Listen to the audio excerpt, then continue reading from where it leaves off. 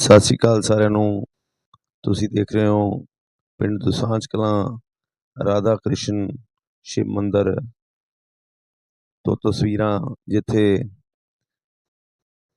ਸੁਹਾਗਣਾਂ ਵੱਲੋਂ ਆਪਣੇ ਪਤੀ ਦੀ ਲੰਮੀ ਉਮਰ ਵਾਸਤੇ ਕਰਵਾ ਚੌਥ ਦੇ ਵਰਤ ਦੇ ਸੰਬੰਧ ਦੇ ਵਿੱਚ ਸ਼ਿਵ ਮੰਦਰ ਰਾਧਾ ਕ੍ਰਿਸ਼ਨ ਵਿਖੇ ਪਹੁੰਚ ਕੇ ਪੂਜਾ ਅਰਚਨਾ ਕਰਦੀਆਂ ਹੋਈਆਂ। ਇਸ ਮੌਕੇ ਮੰਦਰ ਦੇ ਪੁਜਾਰੀ ਵੱਲੋਂ ਬੀਬੀਆਂ ਭੈਣਾਂ ਨੂੰ ਕਰਵਾ ਚੌਥ ਦੀ ਕਥਾ ਸੁਣਾ ਕੇ ਔਰ ਬੀਬੀਆਂ ਭੈਣਾਂ ਵੱਲੋਂ ਮੰਦਰ ਵਿਖੇ ਆ ਕੇ ਪੂਜਾ ਅਰਚਨਾ ਕੀਤੀ ਗਈ। ਅੱਜ ਪਿੰਡ ਦੁਸਾਂਝ ਕਲਾਂ ਵਿਖੇ ਕਰਵਾ ਚੌਥ ਦੇ ਵਰਤ ਦੇ ਸੰਬੰਧ ਦੇ ਵਿੱਚ ਰਾਧਾ ਕ੍ਰਿਸ਼ਨ ਮੰਦਰ ਵਿਖੇ ਲੱਗੀਆਂ ਰੌਣਕਾਂ ਤੁਸੀਂ ਦੇਖ ਰਹੇ ਹੋ ਤਸਵੀਰਾਂ ਦੇ ਵਿੱਚ, ਜਿੱਥੇ ਸੁਹਾਗਣਾਂ ਆਪਣੇ ਪਤੀ ਦੀ ਉਮਰ ਲਈ ਮੰਦਰ ਵਿੱਚ ਆ ਕੇ ਪੂਜਾ ਅਰਚਨਾ ਕਰਦੀਆਂ ਹੋਈਆਂ ਲੰਬੀਆਂ ਕਤਾਰਾਂ ਦੇ ਵਿੱਚ ਆਪਣਾ ਮੱਥਾ ਟੇਕਣ ਦਾ ਇੰਤਜ਼ਾਰ ਕਰਦੀਆਂ ਹੋਈਆਂ। ਔਰ ਦੇਖ ਸਕਦੇ ਹਾਂ ਤਸਵੀਰਾਂ ਦੇ ਵਿੱਚ ਰਾਧਾ ਕ੍ਰਿਸ਼ਨ ਮੰਦਰ ਪਿੰਡ ਦੁਸਾਂਝ ਕਲਾਂ, ਜਿੱਥੇ ਕਥਾ ਸੁਣਨ ਵਾਸਤੇ ਪੂਜਾ ਅਰਚਨਾ ਕਰਨ ਵਾਸਤੇ ਬੀਬੀਆਂ ਭੈਣਾਂ ਦਾ ਕਾਫੀ ਇਕੱਠ। ਔਰ ਦੇਰ ਰਾਤ ਬੀਬੀਆਂ ਭੈਣਾਂ ਵੱਲੋਂ ਚੰਦਰਮਾ ਨੂੰ ਦੇਖ ਕੇ अर्घ ਦੇ ਕੇ अपना व्रत जिहड़ा वो समाप्त करनगियां। कथा ले का व्रत महापूजन की विधि। कार्तिक कृष्ण पक्ष की चतुर्थी को करवा चौथ कहते हैं।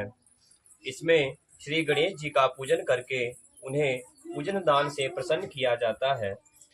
इसका विधान चैत्र की चतुर्थी में लिख दिया है, परंतु विशेषता यह है कि इसमें गेहूं का करवा भर के पूजन किया जाता है और विवादित लड़कियों के यहाँ चीनी के करवे पीहर से भेजे जाते हैं तथा इसमें निम्नलिखित कहानी को सुनकर चंद्रोदय में अर्घ देकर व्रत खोला जाता है। व्रत की कथा, एक साहूकार के 7 लड़के और एक लड़की थी। सेठानी के सहित उसकी बहुओं और बेटी ने करवा चौथ का व्रत रखा था। रात्रि को साहूकार के लड़के भोजन करने लगे तो उन्होंने अपनी बहन से भोजन के लिए कहा। इस पर बहन ने उत्तर दिया, भाई अभी चांद नहीं निकला है, उसके निकलने पर अर्घ देकर भोजन करूंगी।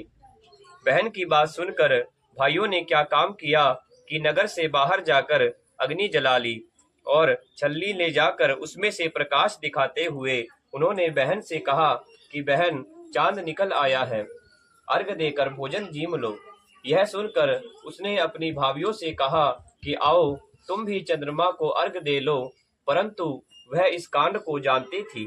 उन्होंने कहा, भाई जी अभी चांद नहीं निकला, तेरे भाई तेरे से धोखा करते हुए अग्नि का प्रकाश छलनी से दिखा रहे हैं। भाभियों की बात सुनकर भी उसने कुछ ध्यान न दिया, वह भाइयों द्वारा दिखाए गए प्रकाश को ही अर्घ देकर भोजन कर लिया। इस प्रकार व्रत भंग करने से श्री गणेश जी उस पर अप्रसन्न हो गए। इसके बाद उसका पति सख्त बीमार हो गया और जो कुछ भी घर में था सब उसकी बीमारी में लग गया। जब उसे अपने किए हुए दोषों का पता लगा तो उसने पश्चाताप किया और श्री गणेश जी की प्रार्थना करते हुए विधि विधान से पुनः व्रत करना आरंभ कर दिया और श्रद्धा अनुसार सबका आदर करते हुए सबसे आशीर्वाद ग्रहण करने में ही अपने मन को लगा लिया। इस प्रकार उसकी श्रद्धा भक्ति सहित कर्म को देखकर भगवान श्री गणेश उस पर प्रसन्न हो गए और उसके पति को जीवन दान देकर उसे आरोग्य करने के पश्चात धन संपत्ति से युक्त कर दिया।